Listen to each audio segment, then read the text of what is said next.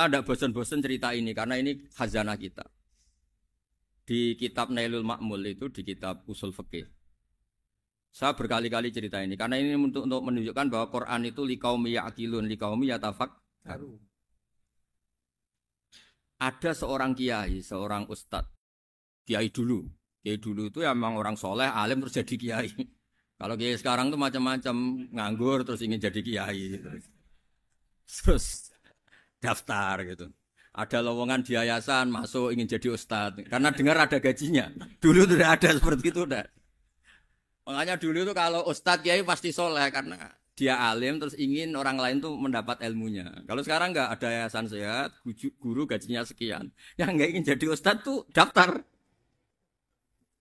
Karena ada gaji, apalagi ada kabar, ada gaji, ada mes, ada wah yang daftar banyak. Tapi mentalnya ada kiai sebetulnya. Ya kalau sampean tanya itu baik enggak Gus? Ya setengah baik. Ya maksudnya setengah baik ya ada baik ngajar itu kan baik. Tapi setengah saja karena motifnya itu nyari gaji bukan ingin mencerdaskan umatnya Rasulullah SAW. Itu Imam Amudi itu guru matematika. Saya enggak bosan-bosan cerita ini. Guru matematika. Muridnya sampai takut ini masuk surga ndak. Kiai kok enggak ngajarin istighosa atau tahlil malah ngajarin apa? Matematika. Beliau meninggal terus muridnya tanya, "Ma fa'alallahu bik?" Kira-kira gitu. Apa yang dilakukan Allah? Allah nyambut Anda gimana? Terus kata Imam Amudi, "Bagus saya disuruh ngajar malaikat." Karena malaikat kan enggak pernah kayak anak beki gini ngaji gini. Malaikat itu enggak pernah ngaji, dia iman saja karena tahu surga, tahu neraka terus iman gitu aja. Jadi imannya malaikat tuh enggak keren kita. Imannya loh ya. Loh itu yang ngendikan Nabi loh, enggak saya. Nabi pernah tanya sama sahabat, iman yang paling keren siapa? Jawabannya sahabat malaikat. Ya enggak karuan malaikat iman. Dia yang tahu surga neraka, tahu segalanya masa ada iman? Ya pasti iman lah katanya. Terus ya para sahabat engkau iman ya wajar kan menangi saya, nemuin saya. Yang hebat itu orang-orang yang tidak melihat saya, tidak saya didik tapi tetap iman. Karena dididik akal, ya tadi dididik Quran, apa dididik Quran. Sama siapa? Teks bahasa Arabnya masang. Terus Imam Amudi kata Allah, suruh dia ngajarin para malaikat cara menemukan saya. Malaikat dikumpulin terus Imam Amudi disuruh ngajar. Sama singkat kata-katanya Allah di mimpi itu. Istadilla ala wahdaniyati.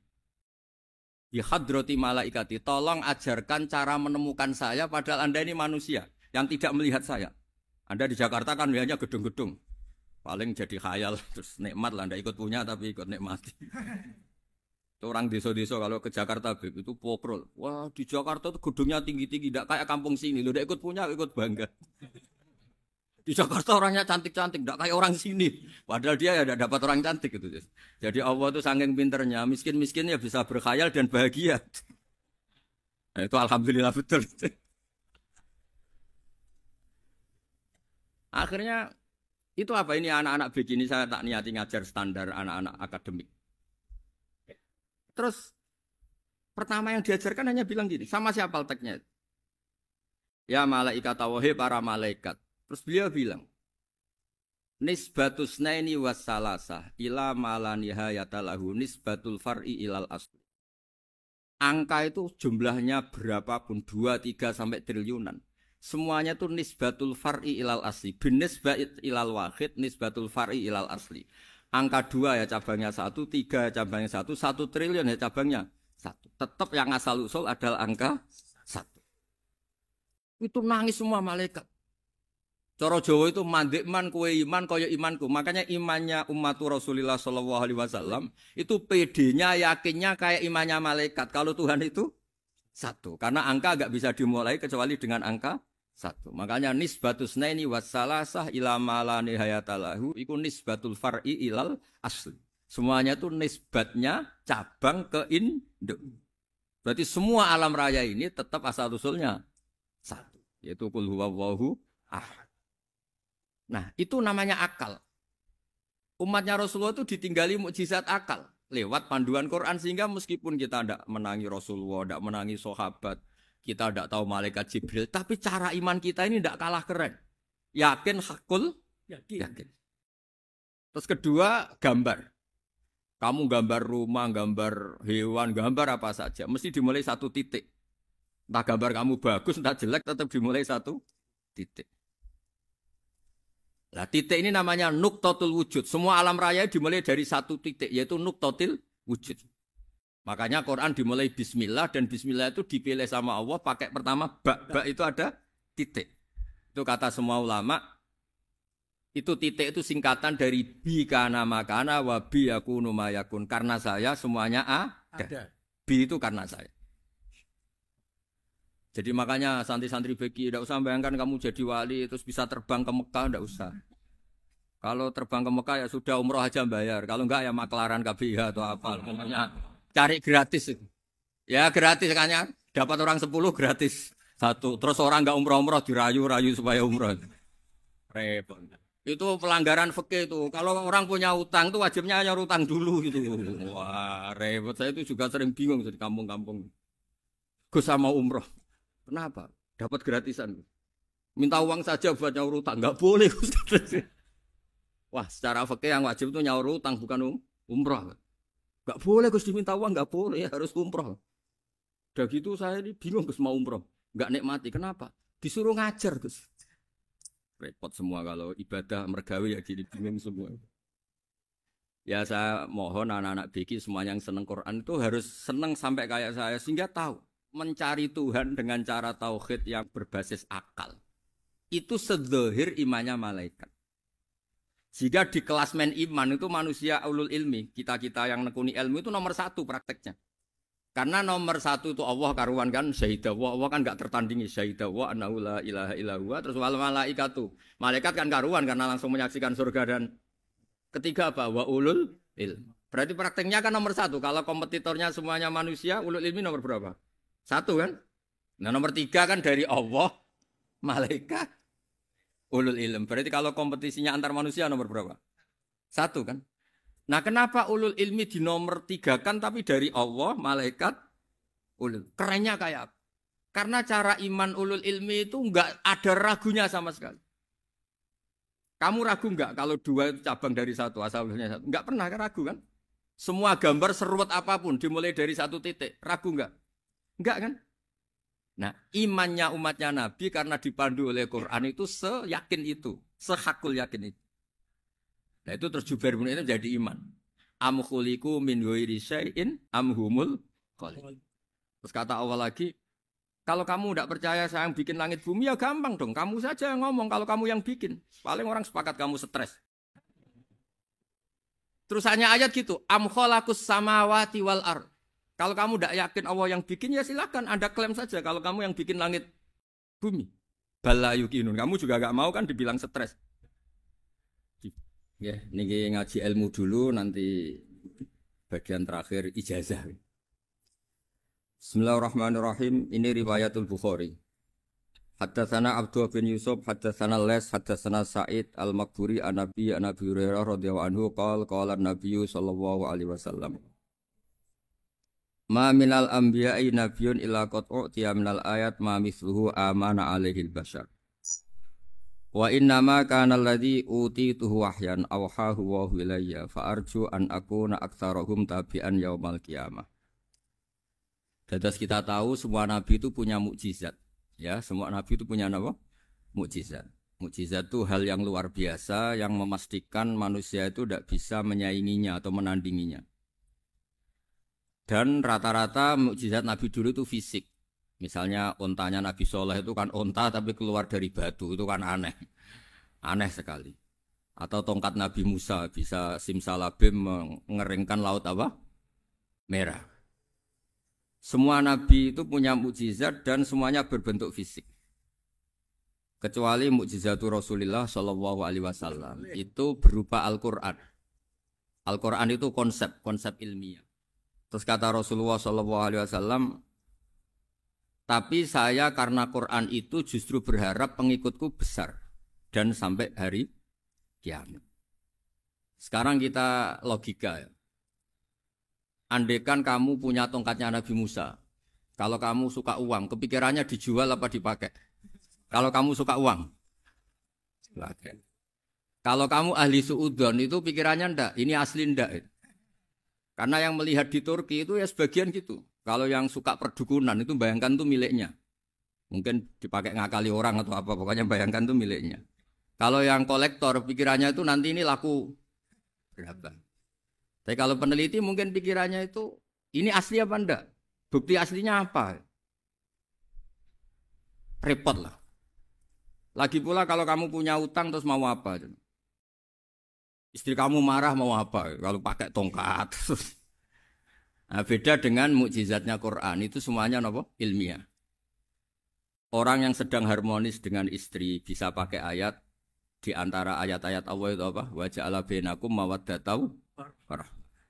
Nanti kalau ditakdir cerai, saya tidak menyarankan cerai. Kalau ditakdir cerai, itu masih dimotivasi sama Allah wa iya tafarraqa yughnillahu kullam min sa'ati. Jika suami istri itu cerai, jangan-jangan suaminya dapat istri lebih baik, istrinya nanti dapat suami lebih baik. Jadi yang masa lalunya ada keprahara.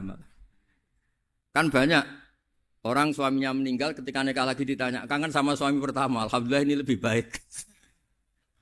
Padahal suaminya yang meninggal itu berharap istrinya ini kangen, ternyata dia sudah syukur dapat suami yang lebih baik. Jadi Quran itu menunggui kita ila yaumil qiyamah. Kita tidak bunuh diri, itu ya barokahnya Quran. Karena problem apapun kita dinasihati apa sabar, apa dinasihati sabar. Kan nggak mungkin kamu pegang tongkatnya Nabi Musa, punya masalah apa saja ngelihat tongkat, bisa apa tongkat. Tapi kalau Quran kan nasihat, solusi. Makanya Nabi berharap dengan Quran ini, saya berharap pengaruh saya, pengikut saya terbanyak ila yaumil qiyamah. Terus beliau dikomentari begini sama, ini Fathul Bari, sarahnya Bukhari. Al-muradu anna mu'jizatil anbiya inqaradat binqiradi a'sorihim. Falam yusyahidha illa man hadaraha. Problem mukjizat nabi-nabi dulu itu kan fisik. Sehingga yang tahu kalau Nabi Soleh punya unta yang ajaib, itu yang tahu ya hanya yang hadir saat itu. Yang tahu kalau tongkat Nabi Musa bertuah, itu juga yang tahu hanya yang hadir saat itu. Selebihnya tahu tongkat ya di museum. Tapi kalau Quran menjadi solusi, menjadi panduan, menjadi pegangan itu ila yaumil qiyamah. Kita beri contoh ya Quran panduan yang paling gampang misalnya begini. Dulu ini cerita ya. Dulu itu ada orang kafir cerdas namanya Jubair bin Mut'im. Itu saking pinternya dia, pinter juga tokoh. Itu sebagai delegasi pembebasan Asra Badrin. Jadi tawanan-tawanan perang Badar itu mulai dulu ya ada negosiasi mau dibebaskan. Terus orang-orang kafir ini menugaskan namanya Jubair bin siapa? Mut'im. Ini ada di Bukhari.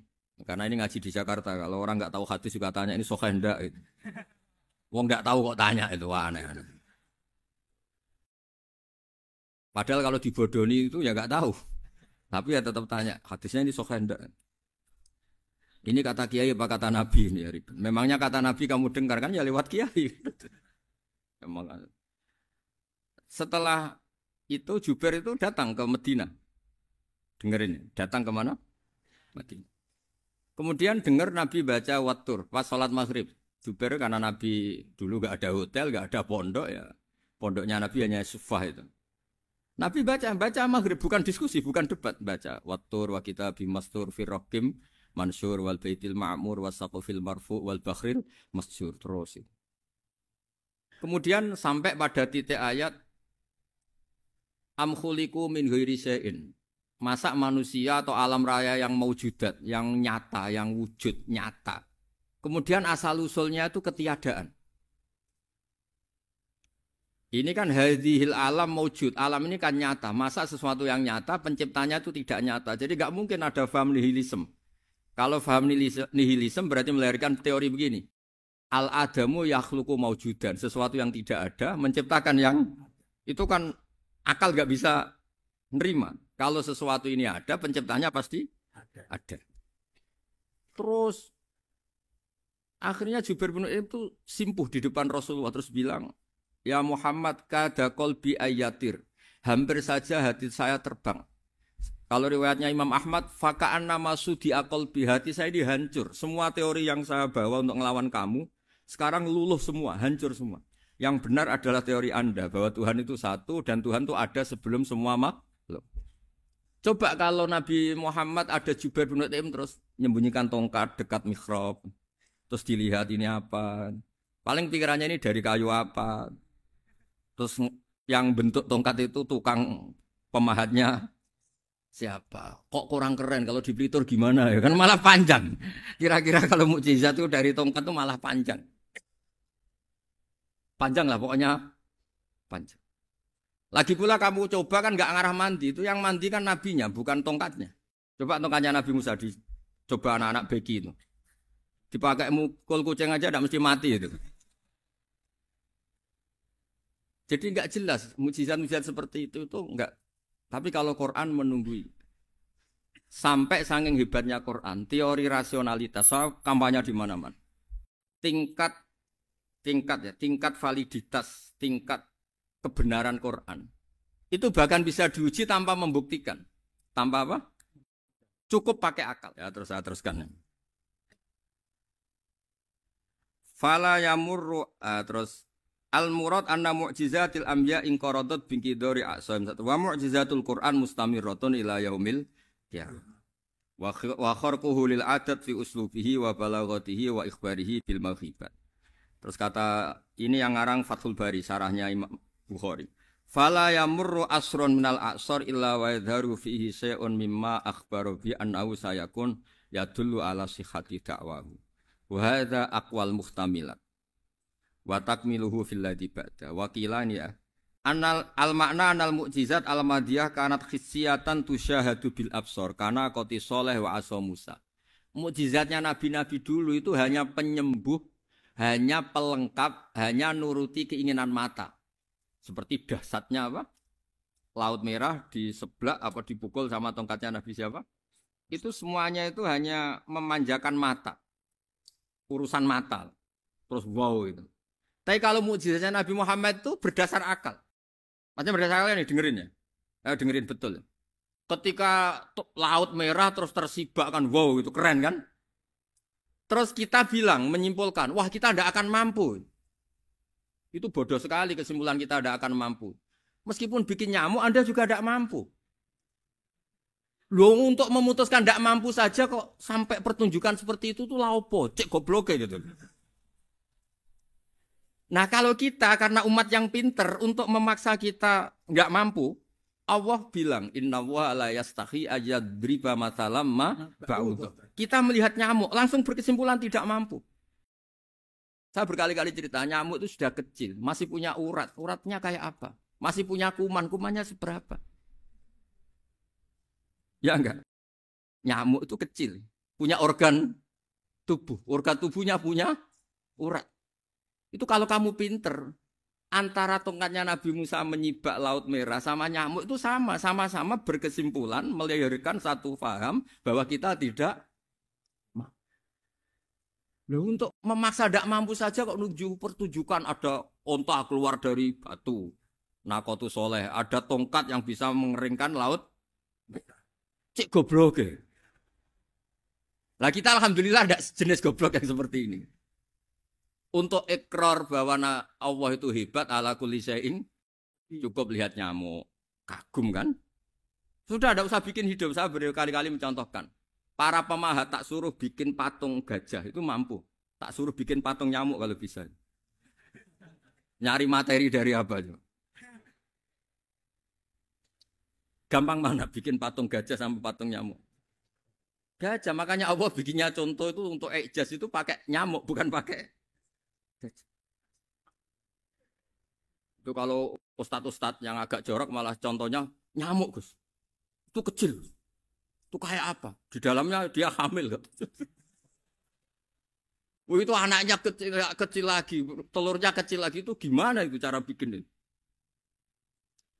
Makanya di sini ada kitab Itqon itu komentarnya itu lucu. Ini kitab Al-Itqon karangannya Imam Suyuti. Ini persis komentar saya tadi ya. Kata Imam Suyuti, pengarang kitab Itqon, wa ya imma khissiyah wa imma aqliyah. Jadi mukjizat itu ada yang fisik, bisa dilihat indra, panca indra bisa dilihat akal. Wa aktsaru mu'jizati Bani Israil kanat khissiyah li baladatihim. Bilada itu goblok. Wakil lati basoirihim. Dasar wong goblok. Mukjizat kok ngenteni sing wow. Maksudnya dasar wong untuk ngakui Allah hebat saja kok nunggu halal yang seperti itu. Paham ya? Mergo likil lati napa aklihim. Wa aksaru mu'jizati hadil ummah akliyatun li farati dzakaihim wa kamali afwahihim. Dan mukjizatnya umat ini semuanya berdasar akal karena sudah cerdas. Jadi andaikan kita melihat tongkatnya Nabi Musa menyibak Laut Merah dengan melihat nyamuk, kesimpulan kita sama. Sama-sama wow, sama-sama keren, sama-sama memastikan kita tidak mampu. Makanya terus Quran menerangkan ya wa ma min dabatin fil ardi wala ta'iri yatiru bi janahihi illa umamun amsalukum. Jadi keseharian kita lihat burung kok terbang. Itu sudah ayatun min ayatillah. Paham nggih? Dados niki kudu bangga ditunggoni napa Quran, nggih ditunggoni napa Quran. Wa mu'jizatul Quran tusyahadu bil basirah fayakunu mayattabi'u li ajlihi aksar. Terus li annal ladzi yusyahadu bi ainir ra'si yang qaridu bingkiradi musyahidi. Sesuatu yang tampilan dahsyatnya itu disaksikan mata, maka itu bisa habis. Era tongkat Nabi Musa seperti itu habis enggak? Bisa mengeringkan Laut Merah, habis kan? Tapi era mukjizatnya Quran ila yaumil qiyamah. Ya contoh sosial, saya kembali lagi ke sosial. Kamu punya teman awet atau punya istri awet, itu konsepnya ya wal kadhiminal ghaidh, agak gampang tersinggung. Coba kalau kamu setiap tersinggung putus, setiap tersinggung habis, kamu tidak punya teman, tidak punya istri. Sampai kita awet seperti ini, kalau kecewa ya wal kadhiminal ghaidh, ngempet. Termasuk saya ini, biasanya ngaji khusus terus baca gini ya kecewa. Tapi barokahnya diwarai Quran wal kadhiminal ghaidh, ngempet Gus, ngempet. Terus kecewa sama teman, kenapa tidak putus? Karena wal afina Aninna sudah, kalau kecewa maafkan. Coba kalau kita kecewa presiden demo, kecewa menteri demo, kecewa orang tua minggat. Ya kalau dicari, kalau tidak kan malu. Saya itu punya teman tak tanya, kecewa besar sama bapak itu. Kenapa tidak minggat? Malu. Kenapa malu? Takut gak dicari. Itu orang tuh paling malu itu kalau keluar dari rumah nggak di. Saya punya teman lagi, saya ini takut mati Gus. Kenapa? Takut istri saya tidak nangis Gus. Itu kematian terburuk itu kalau mati tahu istrinya ada nangis, itu malu betul itu. Makanya jangan mati, pokoknya pastikan orang sekitar ada nangis itu baru berani mati, kalau enggak jangan. Ya jadi mukjizatnya Nabi itu luar biasa. Nah ini terus saya teruskan ya, makanya mukjizat terbesarnya Nabi adalah Al-Quran. Karena Al-Quran itu cerita tentang hukum-hukum akal, cerita tentang logika-logika peradaban. Misalnya logika peradaban, contoh paling gampang. Di Quran itu ada sekian ayat yang Allah cerita peradaban. Misalnya wa ahsinu innallaha yuhibbul muhsinin. Itu dikutip, terus kemudian disimpulkan dalam peradaban. Kata Sayyidina Ali karramallahu wajhah ngendikannya gampang. Ahsin man syi'ta takun amira. Kamu berbuat baik saja sama seseorang, maka otomatis kamu akan jadi pemimpinnya. Ada orang nggak tamat SD, nggak tamat papa, gobloknya minta ampun. Tapi karena gaji seorang pakar, oh kamu tak gaji 1 bulan 1 miliar, perusahaan saya jadikan besar. Itu dikongkan ngalor ngidul ya nurut. Hanya karena dia ihsan. Terus wastaghni amman syi'ta takun nadhira. Saya ulang lagi. Wastaghni amman syi'ta takun nadhira. Dan kamu jangan butuh orang lain, siapapun dia, maka kamu akan setara. Misalnya ada menteri orang antri mau salim, tapi kamu tidak butuh, kan tenang saja. Tapi kalau kamu butuh, habis ya. Ya kan? Kamu tidak butuh seseorang, maka kamu posisinya akan setara. Kamu harus sopan karena punya utang jasa. Kalau nggak punya apa-apa kan setar. Ya enggak? Misalnya kamu jajar rektor atau jajar menteri, jajar apa saja. Kalau kamu tidak punya utang kan, kamu jajar menteri tidak punya utang. Sama jajar satpam tapi punya utang, takut mana?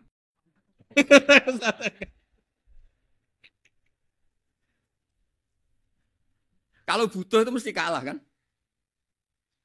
Ada pejabat misalnya nggak begitu cantik sama perempuan cantik yang kamu butuh ingin dicintai, takut mana? Padahal gak jelas orang ini pangkatnya apa. Gak jelas. Jadi dalam hukum sosial itu kata Sidin Ali, wastaghni aman syi'ta takun nadhira. Kamu jangan butuh seseorang, maka kamu akan setara. Terus yang terakhir, wahtas ilaman syi'ta takun asiro. Asiro pakai sin. Dan silahkan butuh seseorang, maka kamu akan jadi budak dia. Ya coba misalnya Anda seorang profesor, seorang alim, seorang kiai top. Misalnya mencintai janda di ujung kampung sana, jalan kaki 2 kilo. Padahal itu gak tamat SD. Tapi gara-gara seneng, kacau kan. Logika kepangkatan hilang semua kan. Jadi itu hukum peradaban. Itu mewakili isi-isi sosial yang diterangkan Quran.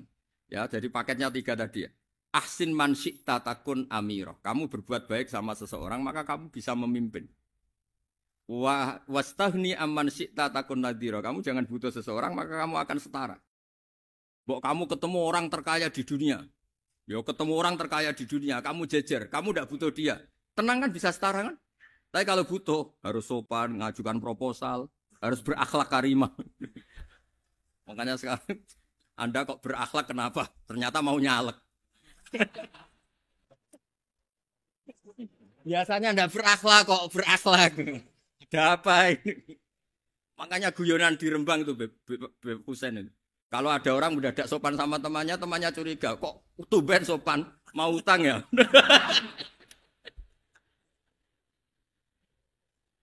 Zaman akhir itu kacau.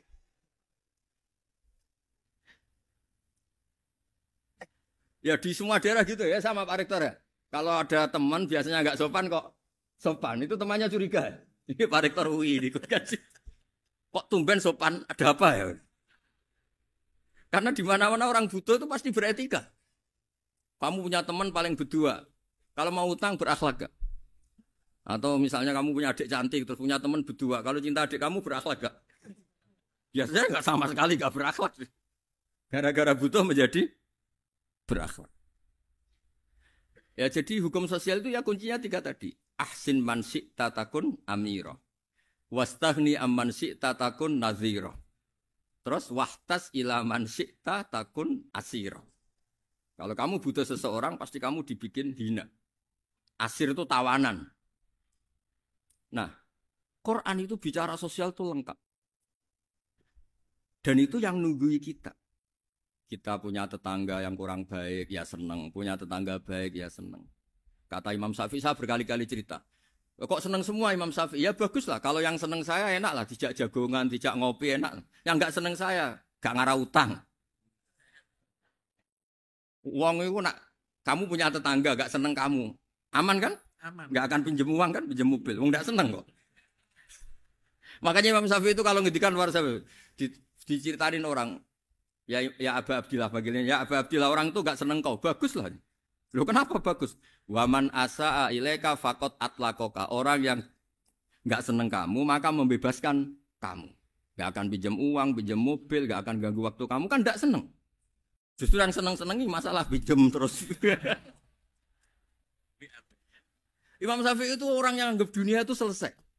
Ada yang cerita, ya Aba Abdillah, orang yang tadi cium tangan engkau, yang hormat engkau di luar maki-maki engkau, ngerasain engkau, ngata-ngatain engkau. Ya bagus lah. Kok bagus gimana? Berarti saya wibawa di depan saya tidak berani. Berarti saya wibawa di depan saya tidak berani. Berarti itu makomnya sudah kulillah sumadarhum fi khawdihim yal'abun. Sudah dunia itu selesai. Sudah agak penting semua. Nah, itu kalau kamu anak-anak beki ahli Quran sudah ayatnya kulillah sumadarhum fi khawdihim yal'abun. Sudah lihat Allah saja agak penting makhluk-makhluk itu. Dah makhluk semua agak penting, sepenting Allah. Nah, kita ini ditunggoni mukjizat seperti itu. Bayangkan misalnya kita ditunggoni tongkatnya Nabi Musa. Saya ngajar di sini terus ini tongkat. Terus nanti yang tanya, Gus itu kayu apa, Gus? Nanti yang kolektor tanya itu harganya berapa, Gus? Ruwet apa? Terus yang ahli suudon itu asli gak, Gus? Wah. Yang ahli suudon kan mesti tanyanya gitu, itu asli enggak, Gus? Repot-repot pokoknya. Tapi kalau Quran kan jelas. Napa?